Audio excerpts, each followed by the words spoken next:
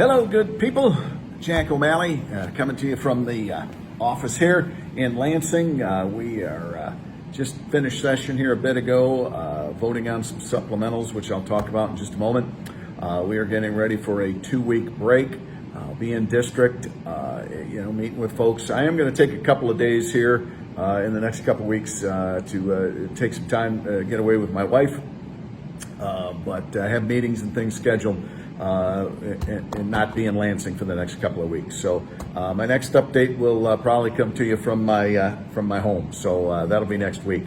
But for some things, it was a busy week here in Lansing. Couple of things from our last update. Today, the big story are 2 supplementals that we passed out. And they are headed to the governor because both the House and the Senate have agreed to them, and they've been negotiated. So we expect a governor's signature. And these are big because some of the criticism again has been, why aren't you spending the COVID money? Why aren't you doing this? Why are you dragging your feet? Not dragging your feet, making sure that this money was spent smartly. And Chair Thomas Albert, Appropriations Chair in the House, I thought said it perfectly. I'm not real thrilled with where all this COVID money has come from because, we're just adding on to the nation's debt. And the joke is, of course, they just print it in Washington, so it doesn't really matter. But the point is, this money's here, and if we are going to use it, let's use it wisely and invest it in things that will help our grandchildren, clean water, roads, et cetera, right? Let's put it in things and fix things that are going to last for generations as opposed to, frivolous stuff. So I get it. I'm with them. And here are some things that the money is going on. Now, this is a $4.8 billion infrastructure plan. $4.8 billion infrastructure plan. Some of the money that's being spent. More than $1 billion, which will go towards water. That would be PFAS situation, right? We've got that problem.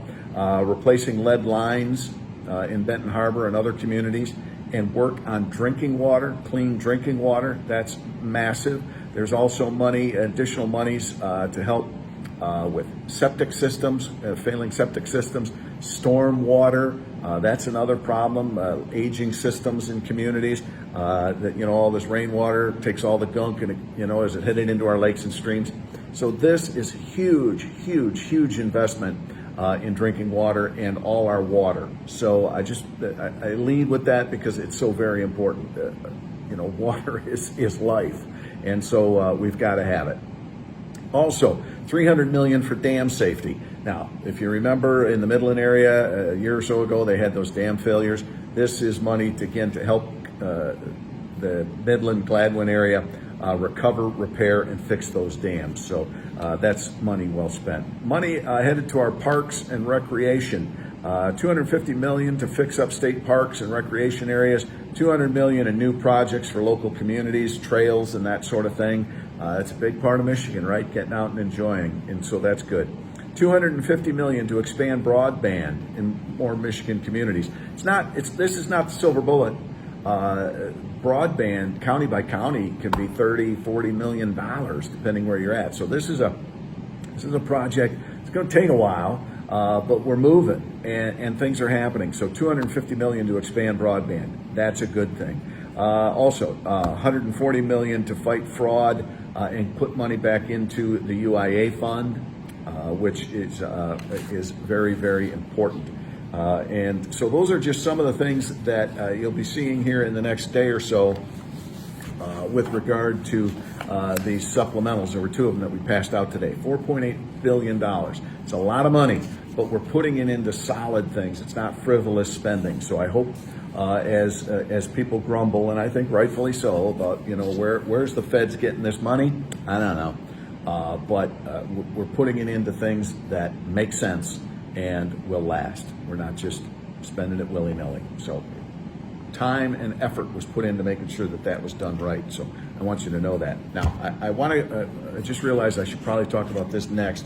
because we're 140 million to go to the UIA for replenishing of funds and for fraud detection and that sort of thing. Last week, after I did my update, there was another Office of Auditor General report about UIA, and I guess there's one more of these types of reports coming out about UIA, but this one was unbelievable. At the height of all of this, they brought in more workers, which everybody was like okay with. They went from, where's the number? They had 754 employees in March of 2020, but at the peak of the COVID, that had blossomed to over 4,000, almost 4,500 employees, because they hired a company to bring them in as temps, if you will. Problem was they weren't doing background checks. Some of these people, not all, but some of these people, these 4,000, had felonies and that sort of thing. And another thing, that when they brought these contract workers in, at one point they didn't, when they did finally boot them or had them leave, they didn't shut off their access to all the records. And in at least one case, this is where the folks, the employees that you've heard about the case where they're now suing and prosecuting for fraud. I guess this one of these folks that are being charged were these people that, I don't work at UIA anymore, but I still have access to all the information. They started, diddling with the info, and thankfully they got caught. But this is terrible that they let all these people deal with all of this, and they didn't check them for fraud or their background checks or anything. UIA is a mess. I took a tour of UIA on Monday of this week, and it was quiet. I talked with the director. There's a lot of good people at UIA. I am not here to bash the agency per se, the people there, but their leadership during this COVID thing were terrible, and a lot of things happened. And somewhere up the line, somebody at the governor's office okayed this stuff. So we've got to get to the bottom of it. Somebody who authorized a company that wasn't doing background checks for this? Those are answers we got to have. So stay tuned. We're continuing to work on it. This is a big bill that passed this week out of the House. Let me take it back. It came from the Senate, passed out of the House, so it's headed to the governor's desk. We passed legislation that would authorize pre-authorization. In the past, it's been a fax, paper thing. You got to back up. This would allow an internet process. You could go online. Doctors' offices could do this, and to the insurance companies, and it will speed up the process of pre-authorization. And they say doctors have long said that pre-authorization was really kind of a cumbersome, slow process that was not good. You need the medication, you need the surgery, whatever it is. Don't take forever for the insurance company to pre-authorize it. So this is modernizing that system, should speed it up and help folks a whole lot. So that passed out, and I should say my good friend Kurt Vanderwall, that was his bill, and as he's chair of the Senate Health Policy, so he was focused on that.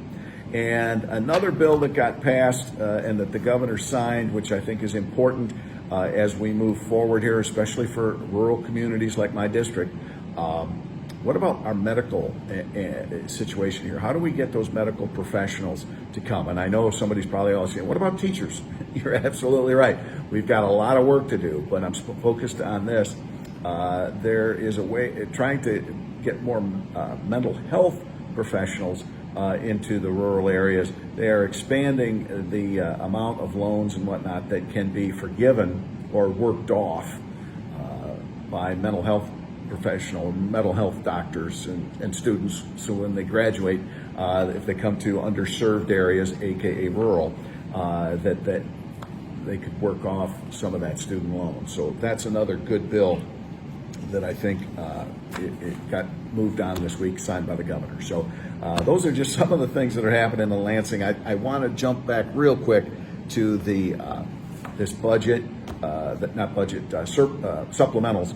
$4.8 billion, most of it, $3 billion of it was COVID dollars. Some of it was our general fund surplus too. But $4.8 billion infrastructure, clean water, clean drinking water, fixing roads and bridges, broadband money. Again, Will this be the silver bullet for broadband? No, but it's a good influx of money that's going to help our rural areas. So as you see the stories here in the next couple of days, as it hits the news, pay attention to that and realize that we're moving forward on that. All right. So yeah, I'll just mention this too. This week in transportation, I had a bill as we head into the summer time here and construction zones start popping up. This isn't really going to take, if everything went by quick, it wouldn't happen this construction zone season or this construction season, but probably next. We've got a bill that says, our workers, our road workers we're having more accidents and fatalities. Each year it keeps going up.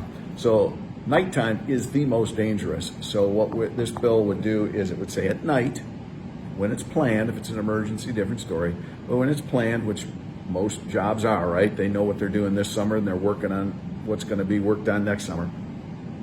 Nighttime work, wherever there were workers present, they'd have to be surrounded by concrete barriers because that's the most safe way to protect our workers. So that passed out of by the House Transportation Committee, headed to the floor of the House, and then hopefully onto the Senate and the governor in time for next construction season.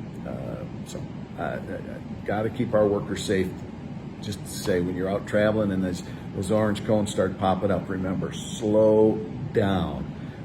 The speed limits are 60 through a work zone, 45 when workers are present. So the extra couple of seconds you save by speeding isn't good. You don't want to kill anybody or injure anybody. So you'd have to live with that the rest of your life. All right? So let's be safe out there when we're traveling. All right, that's it. I will check in with you next week. Thank you very much. Bye-bye.